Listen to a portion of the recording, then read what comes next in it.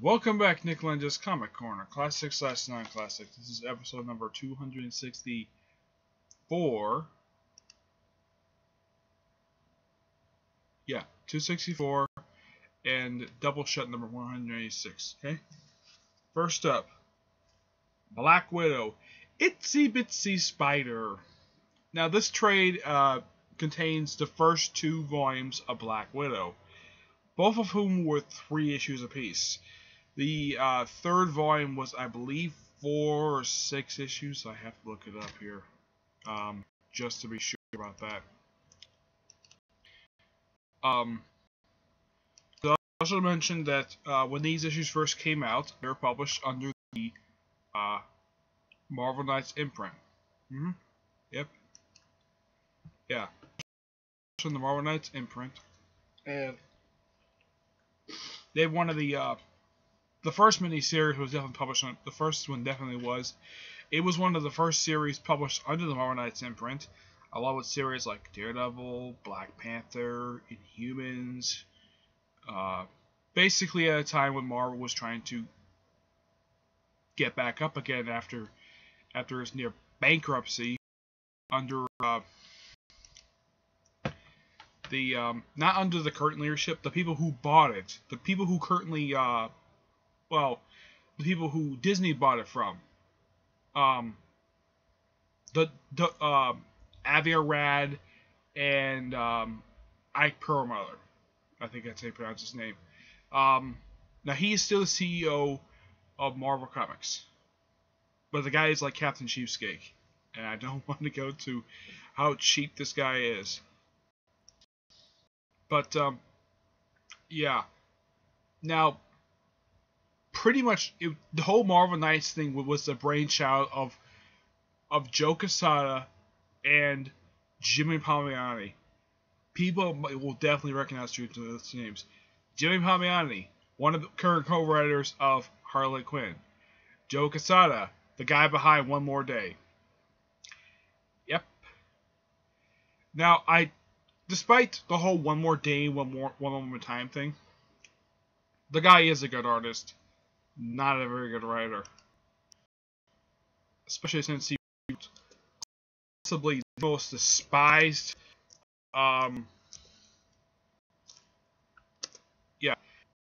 he wrote the most despised storyline ever conceived. One More Day. One More Time is like second worst. Third worst is the Clone Saga, but he can do it.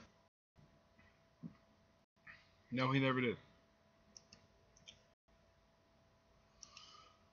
Let's see. I'm trying to be sure about this. Yeah, the third volume was exactly 6 issues. The fourth volume was 8. The previous volume of the series, which was launched last year, that lasted 20 issues. And the current volume, I believe, is about 3 issues in. Yeah. So I do praise Marvel for putting in the first 2 volumes because they're only like 3 issues apiece, so why not? Now, the first mini-series, which is the story for theirs, is definitely Itsy-Bitsy Spider. That's written by Devin Grayson. Some people might recognize that name as the second writer for the Nightwing ongoing series, and also the woman who also wrote the issue where Nightwing got raped by Tarantula. This is why, yeah, she said that the sex was not consensual. She never said the word rape. Now, I let that slide. That was only one bad issue, because the rest of her issues were actually pretty good. And I've read all of her entire run. And of course, we also have another Batman writer on here. The second miniseries, Breakdown, which is the story for the second miniseries, that's written by Greg Rucka. A guy known for series like, well, he's written for Detective Comics. He also was one of the people behind Gotham City Central. Awesome series. Gotham Central was the police procedural. It's basically a Batman series without Batman. That's how you would put it. It's all about the GCPD. Now, in the first miniseries by Devin Grayson, the artwork in here for the first miniseries is done by J.G. Jones. Because of the fact we have 2 different artists in here, I'm going to show up the first artist. Here's J.G. Jones. Yeah. Actually, that's actually pretty good artwork. The second miniseries is sort of a painted style. And that one's done by, the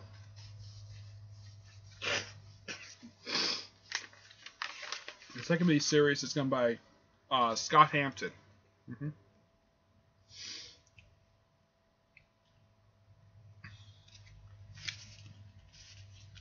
Yeah, there's the second miniseries right there. Mm-hmm.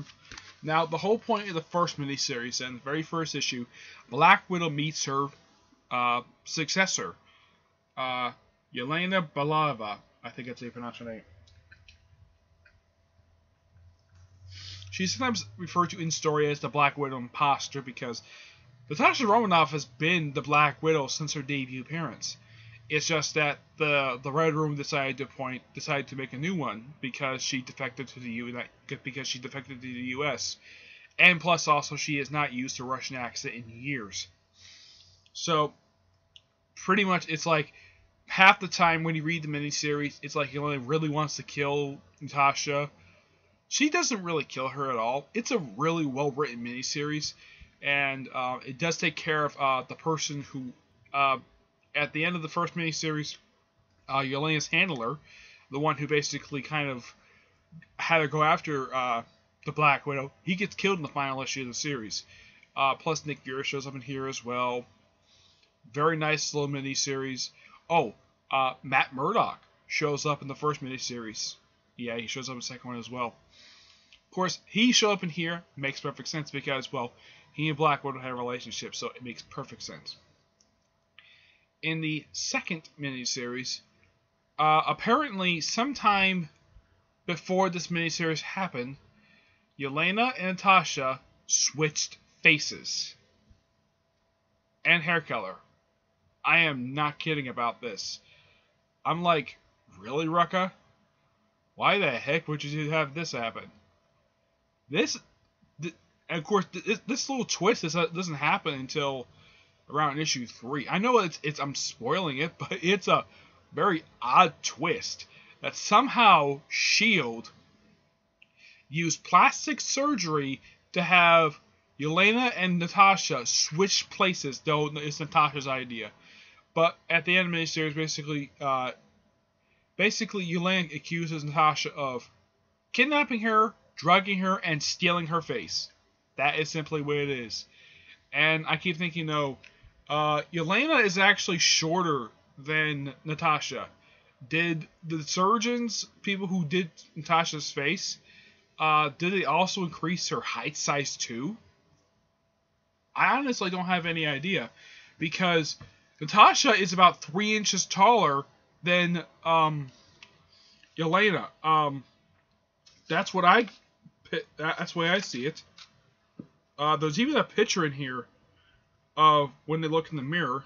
Let's see.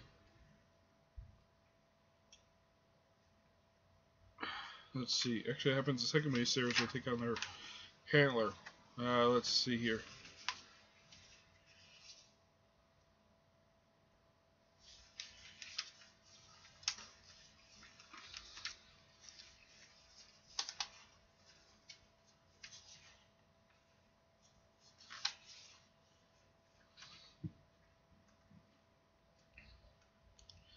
I know, taking a little while. Here we go.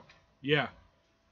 When you look at a picture like this, it kind of looks like that Natasha is taller than Yelena by at least a few inches. Not much, but that's what it looks like. So, either one or two things happen right after when they switch faces. Either Yelena started wearing boots to make her look taller than Natasha, or they also altered her height size as well, which is weird. And they also decided to reverse that as well at the end of the miniseries. Also, it's implied at the start of the miniseries that apparently Daredevil had sex with Yelena off panel. Okay. I mean, I know that just prior to even the first miniseries, the Daredevil ongoing series had already been relaunched, and it's been a little while since I read Daredevil Volume 2, but I don't remember that much of him and Black Widow actually doing it during the course of the run. But it just It's just been a while. But they're both really good miniseries to read. I highly recommend this trade. People who are really interested in Black Widow, want to get some early Black Widow stuff, aside from the stuff by Emerson, Straczynski wrote Volume 4. I do not know who wrote Volume 3. It's been a while since I've read it.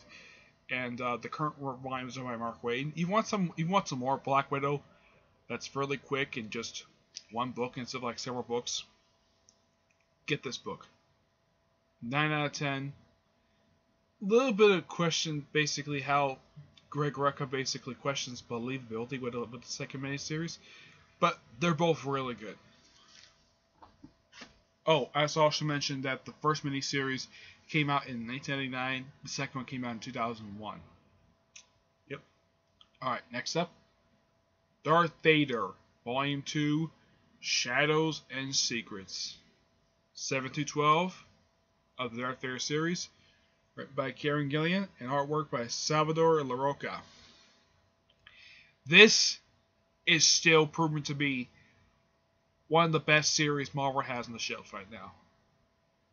And yes, I do know that the series is ending in just... wow. Because today's July 1st. It's ending next month. After 25 issues, this series is ending. And I'm like, wow. Now, the series is not being canceled due to low sales. Oh, no. That's where Kieran Gillen and LaRocca basically planned to end it. Yeah, this was pre-planned that they would end it at issue 25. But, who knows? Maybe they'll continue doing more Vader stuff because this is an awesome series. I mean, you have Dr. Aphra, you have Dark 3PO, and you have this evil R2-D2 as supporting characters. Yeah, this is really interesting. The one thing that, even in the most recent issues, they've never really explained, what is up with the tattoo on her arm? Yeah, that, but I know she's an archaeologist, a rogue one too, a rogue archaeologist, but what the heck is up with her tattoo? I mean, they've never really shown it. I mean, it's implied it looks like covers her arm, but they've never shown her, they never show the tattoo fully. But maybe Kieran Gillen in the final issue actually show the whole tattoo. Now, would Dr. Aphra get killed off in the final issue by Vader or by somebody else? It's a possibility because these characters don't show in the movies. Or they can keep these characters around. And, oh, one thing I also love about this, there's a new character in here named, there's a new character in here, who shows up in, I believe in the second issue of this trade. He's an older gentleman who's an investigator, and he is much better than the first one. Yeah, because the first one was taken out within just the first couple issues. Let's see if I can find him here.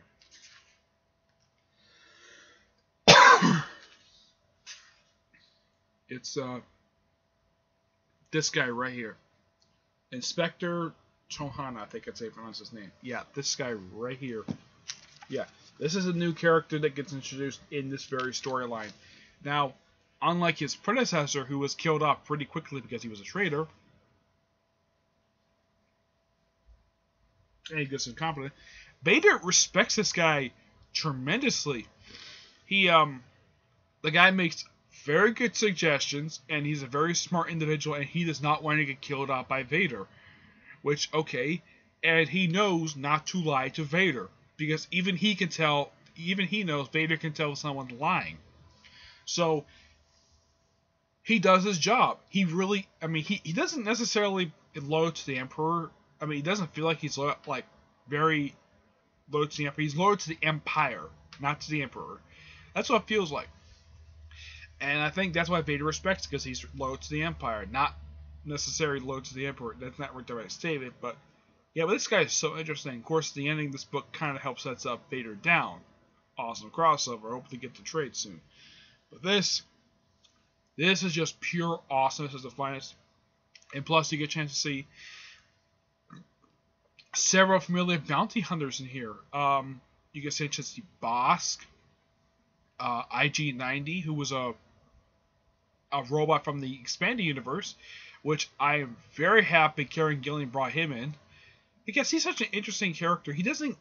when the original expanded universe, he didn't get a chance to do much of anything, and plus, in Bosk, his only appearance ever in the movies was a cameo in Empire Strikes Back, where he appears on there for he had about 2 minutes of screen time, and he was never seen again. He was part of those team of bounty hunters that were just put there and just wasted their time, except Fett apparently got paid for finding Han Solo.